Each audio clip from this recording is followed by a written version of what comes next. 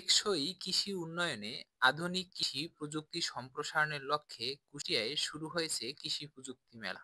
সোমবার ৩ জানুয়ারি বেলা ১১টায় কুষ্টিয়া উপজেলা পরিষদ চত্বরে আনুষ্ঠানিকভাবে এ মেলা উদ্বোধন করা হয়। যশোর অঞ্চলে টেকসই কৃষি সম্প্রসারণ প্রকল্পের অর্থায়ন ও কুষ্টিয়া উপজেলা কৃষি অফিসের উদ্যোগে এ মেলা চলবে ৫ ফেব্রুয়ারি পর্যন্ত।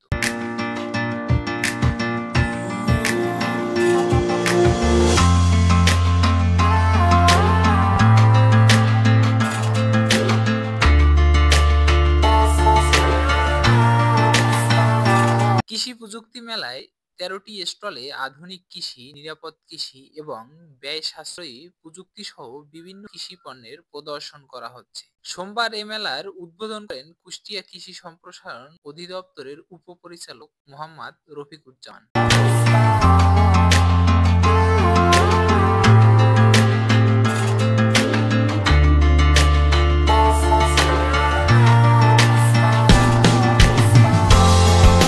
কৃষি মেলায় কৃষি প্রযুক্তি ও আধুনিক কৃষি যন্ত্রপাতি এবং উচ্চমূল্য দেশি বিদেশি সব সবজি দেখে খুশি দর্শনার্থীরা। এছাড়া দর্শনার্থীদের পদচারণে মুখরিত হওয়া কৃষি প্রযুক্তি মেলা সম্প্রসারণে মেলার আয়োজন খুব মানানসই বলে জানান আয়োজকরা।